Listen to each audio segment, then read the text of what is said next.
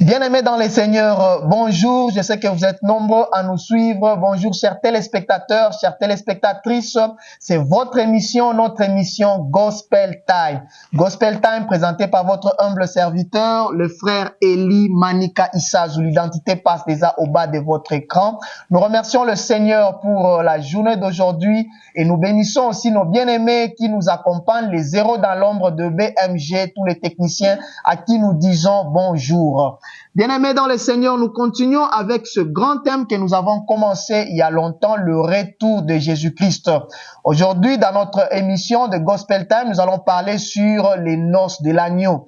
Nous avions eu à parler avant sur les signes du temps de la fin. Nous avions eu à parler sur l'enlèvement de l'Église. Nous avions eu à parler sur les tribunaux de Christ. Alors aujourd'hui, nous parlerons sur les noces de l'agneau. Bien aimé, les noces de l'agneau, c'est une réalité céleste. Il y a une fête que Dieu est en train de préparer pour l'époux qui est Jésus-Christ et l'épouse qui est l'Église. La Bible nous dit dans Apocalypse chapitre 19, lorsque Jean était en train de voir la vision, il a vu une grande foule, il a vu une multitude qui était en train de louer Dieu pour les festins des noces de l'agneau. Et quand on parle des noces de l'agneau, on sous-entend un mariage. Quand on parle des noces, on sous-entend une fête de mariage. Et cette fête, c'est entre l'époux qui est Jésus-Christ et l'épouse qui est l'Église.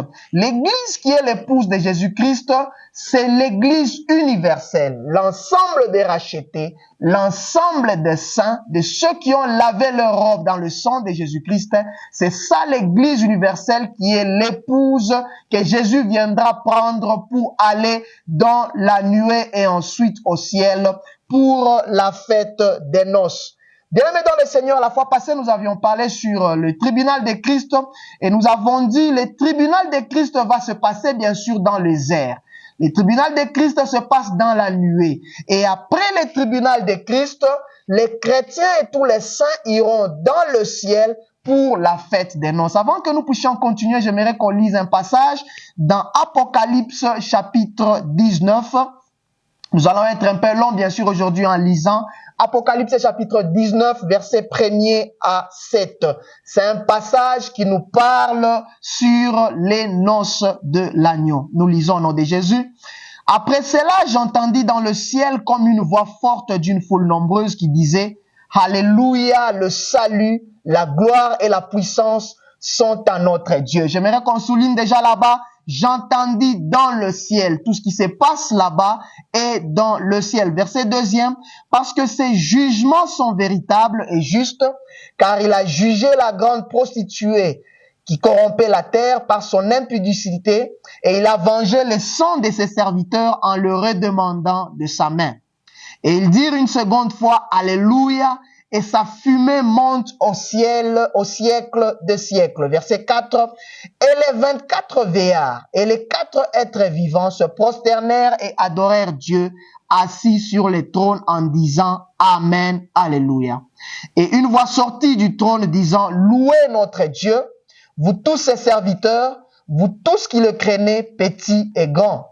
Et j'entendis comme une voix d'une foule nombreuse. Il y a une foule nombreuse là, comme un bruit de grosses eaux et comme un bruit de fort tonnerre disant Alléluia, car le Seigneur notre Dieu Tout-Puissant est entré dans son règne. Verset 7e, réjouissons-nous et soyons dans l'allégresse et donnons-lui gloire, car les noces de l'agneau sont venues et son épouse s'est préparée. Gloire au Seigneur. La Bible nous dit, les noces de l'agneau sont venues et son épouse s'est préparée. Bien-aimés dans le Seigneur, pour participer aux noces de l'agneau, il faudra que nous soyons préparés. Ne rate pas le noces de l'agneau. Je vais prendre un exemple de ce qui se passe ici sur terre lorsqu'il y a un mariage entre un frère et une sœur. Nous voyons souvent les sœurs en train de se préparer pour paraître belles devant son mari. Il y a certaines même qui font 2, 3, 4 coiffures le même jour en train de changer de poudre, etc. Pourquoi? Parce qu'elles voudraient paraître jolies, belles devant son mari. Et c'est la même chose avec l'épouse qui est l'église. Ici, la Bible nous dit au verset 7e, l'épouse s'est préparée. Bien aimé, nous devons nous préparer pour participer à cette grande fête des noces. Et la question est adressée à vous qui nous suivez et à nous tous. Est-ce que nous sommes en train de nous préparer pour cette grande fête des noces? Le verset 7e, la Bible nous dit, réjouissons-nous car l'épouse s'est préparée. Bien aimés, ceux qui prendront part à la fête des noces, ce sont ceux-là qui se sont préparés. Nous allons continuer à lire le même passage et nous allons lire le verset 8. Et lui a donné de se revêtir d'un fin lin, éclatant, pur, car le fin lin, ce sont les œuvres des justes de saints. Oh, gloire au Seigneur. Nous étions en train de donner l'exemple sur ce qui se passe de nos jours, où nous voyons les sœurs en train de se préparer avec des accoutrements spéciaux. Et c'est la même chose avec ce qui va se passer lors des fêtes des noces. Bien-aimés dans le Seigneur, dans le verset 8 d'Apocalypse chapitre 19, la Bible est en train de nous décrire l'habit qu'aura l'épouse de Jésus-Christ. Et le verset 8 nous dit, c'est un habit de fin lin. Et deuxièmement, on nous dit, c'est un habit éclatant. Et troisièmement, on nous dit, c'est un habit pur. Oh, gloire au Seigneur. Les fins lin, c'est quoi? Les fins lin, ce sont les œuvres de tout un chacun. Ce sont les œuvres que nous aurions pratiquées ici sur terre. Bien-aimés dans le Seigneur, au ciel, lors des noces de l'agneau, nous serons différenciés chacun selon ses œuvres. Nous serons différenciés chacun selon son travail. Nous serons différenciés chacun selon la récompense qu'il aura eue lors du tribunal de Christ. Parce que c'est au niveau du tribunal de Christ que le saint aura chacun sa récompense. Alors la différence que nous aurons au ciel, ça sera en rapport avec les œuvres, avec le travail. Bien aimés dans le Seigneur, au ciel, lors des noces de l'agneau, nous serons distingués chacun avec son éclat. Nous n'aurons pas les mêmes éclats, bien aimés dans le Seigneur. De la même sorte qu'on travaille différemment pour Dieu ici sur terre, c'est de la même sorte que l'éclat des uns et des autres sera différent. Bien-aimé dans le Seigneur, chaque saint aura ses propres œuvres. Chaque saint qui aura travaillé selon ses propres œuvres, selon son travail, il aura aussi l'éclat qui sera en rapport avec cela. Bien-aimé, notons déjà que l'éclat des uns et des autres sera différencié par la manière dont nous aurons servi le Seigneur ici sur terre. Je t'exhorte et je t'encourage pendant que tu es en train de me suivre, bien-aimé, de travailler de mieux en mieux, comme Paul le dit dans 1 Corinthiens chapitre 15, verset 58, afin que ces jours-là, nous ayons un grand éclat, afin que ces jours-là, nous puissions avoir une place d'honneur lors de cette grande fête des noces de l'agneau. Nous allons parler de ça, bien sûr, dans quelques minutes. Donc, bien-aimé dans le Seigneur, ta manière de travailler pour Dieu ici sur terre, ça va déterminer qui tu seras au ciel. Ce que vous faites aujourd'hui sur la terre, votre manière de servir Dieu va déterminer qui est-ce que vous serez au ciel, va déterminer quel genre d'éclat vous aurez lors des noces de l'agneau. Et nous continuons en disant, la place qu'aura chaque chrétien, la place qu'aura chaque saint, la place qu'aura les élus qui seront dans les noces de l'agneau, cette place va dépendre de la récompense que chacun a eue au niveau du tribunal de Christ. Nous avions aussi parlé de ça lorsque nous avons parlé la fois passée sur les tribunaux de Christ. Il y a ceux qui seront près de Jésus parce qu'ils ont beaucoup servi le Seigneur, parce qu'ils ont beaucoup œuvré pour le Seigneur sur la terre et ils ont eu une grande récompense, ils seront près de Jésus avec des places d'honneur. Et il y en a aussi qui ne seront pas près de Jésus, qui n'auront pas une place d'honneur, mais ils seront quand bien même au ciel lors des fêtes des noces de l'agneau avec des éclats différents. Il y a des uns, je répète, qui seront près du Seigneur Jésus-Christ et il y a les autres qui ne seront pas près du Seigneur Jésus-Christ. Chaque participant à la fête des noces, bien sûr, sera différencié donc par son éclat. Nous serons différenciés par nos œuvres, nous serons différenciés aussi par les places que nous aurons. Il y a d'autres qui auront telle place et les autres auront telle autre place. Et ça, nous avons aussi parlé lorsque nous avons plutôt parlé sur le tribunal de Christ. Et rappelez-vous, bien-aimés dans le Seigneur, nous serons ce jour-là devant les justes juges.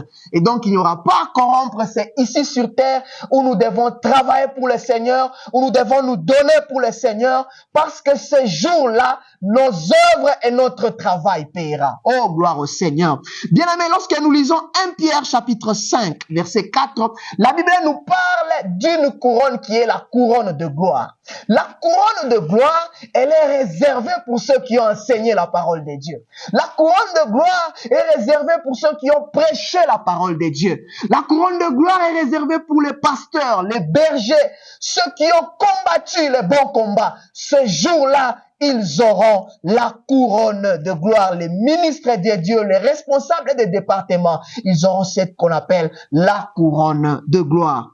Et 1 Thessaloniciens chapitre 2, verset 19 nous parle d'une autre couronne qui est la couronne de vie.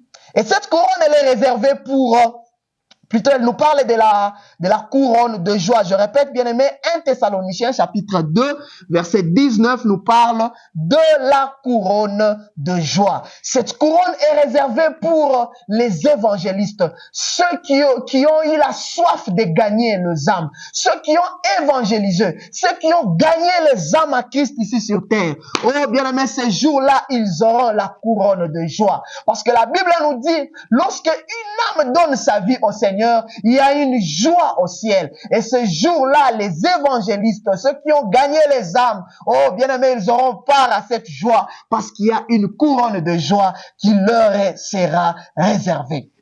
Jacques chapitre 1er, verset 12 nous parle aussi d'une autre couronne qui est la couronne de vie. La couronne de vie est réservée pour ceux qui souffrent pour le Seigneur. Ici sur terre, il y a ceux qui connaissent les prisons pour l'œuvre de Dieu, pour l'avancement de l'œuvre de Dieu. Il y a ceux qu'on a battus, il y a ceux qui ont souffert pour l'avancement de l'œuvre de Dieu. Lorsque nous voyons l'histoire de l'église primitive, il y a des chrétiens qui ont été jetés aux fosses des lions. Il y a des chrétiens qui ont été décapités, tués, et tous ces chrétiens-là auront leur récompense en rapport avec ce qu'ils ont connu. J'aimerais t'encourager, mon frère, ma sœur, lors du tribunal de Christ, avant que nous puissions arriver à la fête des noces, bien-aimés dans le Seigneur, il y a ceux qui auront la couronne de vie. Et 2 Timothée chapitre 4 verset 8 nous parle d'une autre couronne qui est la couronne de justice. Cette couronne, c'est pour ceux qui attendent patiemment le retour de Jésus-Christ, ceux qui ont une pensée pour l'éternité. Ces gens-là auront aussi une couronne qu'on appelle la couronne de justice. Oh, ça sera waouh lors de la fête des noces de l'agneau. Il y a encore une autre couronne dans 1 Corinthiens chapitre 9 verset 25 qui nous parle de la couronne incorruptible. C'est pour ceux qui se sont imposés des sacrifices, ceux qui se sont imposés une discipline. Oh bien-aimé, il y a des gens qui traitent durement leur corps, qui sont en train de prier pour les malades, en secret, dans la maison, dans leur chambre, en train de se sacrifier pour les autres. Laisse-moi te dire que ce jour-là, il y a une couronne incorruptible que nous aurons. Alors c'est comme ça que nous serons différenciés lors de la fête des noces de l'agneau. Oh bien-aimé dans le Seigneur, ne rate pas cette grande fête qui est organisée par notre Dieu. Nous allons parler de quelques vérités sur les noces de l'agneau parce qu'aujourd'hui, bien sûr, dans ce numéro, nous sommes en train de parler des noces de l'agneau qui se passent au ciel. La première vérité, nous l'avons dit déjà précédemment, les noces de l'agneau vont se passer au ciel. Bien-aimé, les noces de l'agneau ne vont pas se passer dans la Nouvelle Jérusalem. Les noces de l'agneau ne vont pas se passer quelque part sur la terre, Mais les noces de l'agneau vont se passer au ciel. Lorsque nous lisons Apocalypse chapitre 19, nous comprenons que les noces de l'agneau ou les festins des noces de l'agneau, c'est une fête qui va se passer au ciel. Et la deuxième vérité que nous allons parler sur les noces de l'agneau, c'est que les noces de l'agneau vont intervenir après le tribunal de Christ. D'abord, il faudra que le tribunal de Christ arrive, où chaque chrétien sera récompensé selon ses œuvres, selon son travail, où nous serons revêtus d'habits de fin lin dont nous avons parlé, où nous serons couronnés, où nous aurons un corps glorieux. Et c'est après cette étape du tribunal de Christ qui se passe sur la nuée, c'est alors que nous allons maintenant entrer au ciel pour la fête des noces. Et la troisième vérité que nous allons parler ce matin, sur la fête des noces, c'est que les noces de l'agneau va durer environ 7 ans. Lorsque nous lisons la Bible, nous avons parlé un tout petit peu la fois passée sur ce qui va se passer sur terre et nous allons parler prochainement bien sûr sur la tribulation. Retenons que les noces de l'agneau fera environ 7 ans. Et pendant 7 ans ici sur terre, ça sera la tribulation qui sera suivie de la grande tribulation. Oh, bien-aimés dans le Seigneur, pendant que l'église sera au ciel, en train de célébrer notre Dieu, pendant que l'épouse sera au ciel, dans la fête des noces, ici sur terre, ça sera la colère de Dieu, avec les 7 sceaux, les 7 trompettes et les 7 fléaux, parce que Dieu sera dans la colère, ça sera la grande tribulation ici sur terre. Et les rachetés, bien-aimés dans le Seigneur, seront déjà enlevés, en train de se réjouir avec notre Seigneur et Sauveur Jésus-Christ. Oh, bien-aimés dans le Seigneur, ne rate pas cette grande fête.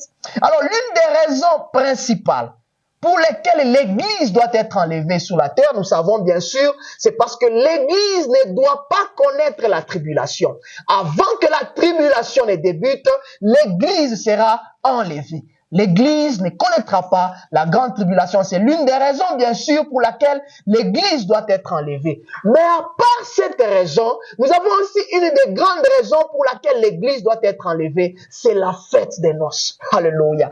Bien-aimés dans le Seigneur, j'ai lu un livre où un auteur est en train de dire que notre Dieu aime aussi les fêtes. Parce qu'il nous organise même une fête pour son Fils, qui est l'époux, et pour l'église qui est l'épouse. Bien-aimés dans le Seigneur, la fête des noces est l'une des raisons principales pour lesquelles l'église devra être enlevée pour aller au ciel. La fête des noces est une grande fête, un grand rassemblement organisé par notre Dieu, bien sûr. Lorsque nous lisons Matthieu chapitre 22, nous allons comprendre la parabole et nous comprenons que c'est Dieu lui-même qui organise ce festin des noces de l'agneau pour Jésus-Christ qui est l'époux et pour l'église qui est l'épouse. Oh, bien-aimés dans le Seigneur, quelle joie et quelle gloire lorsque nous serons là-haut en train de célébrer le nom de Jésus-Christ.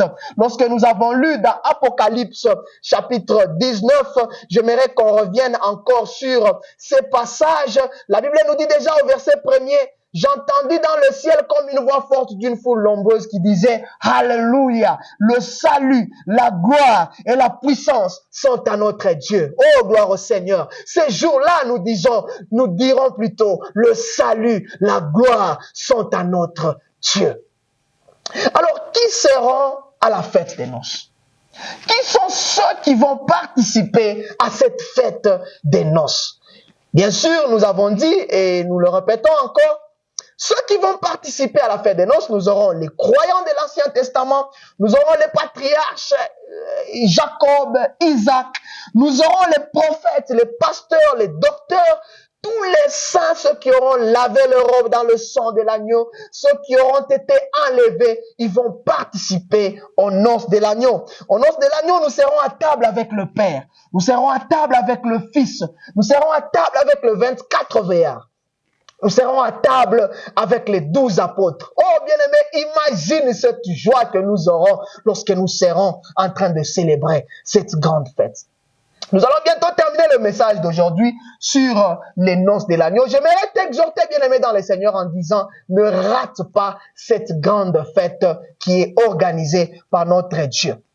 Lorsque la fête des noces prendra fin, le Seigneur Jésus-Christ va descendre ensemble avec son épouse, qui est l'Église, et cette descente sur terre sera un retour glorieux. Et lorsqu'il va descendre, bien sûr, il va rencontrer une opposition du diable, il va rencontrer l'opposition de l'Antichrist, et il y aura la guerre d'Armageddon. Alors, bien-aimés dans le Seigneur, nous serons avec les 24 veillards, les 12 apôtres. Oh, bien-aimés, ne rate pas ce grand rendez-vous des noces de l'agneau.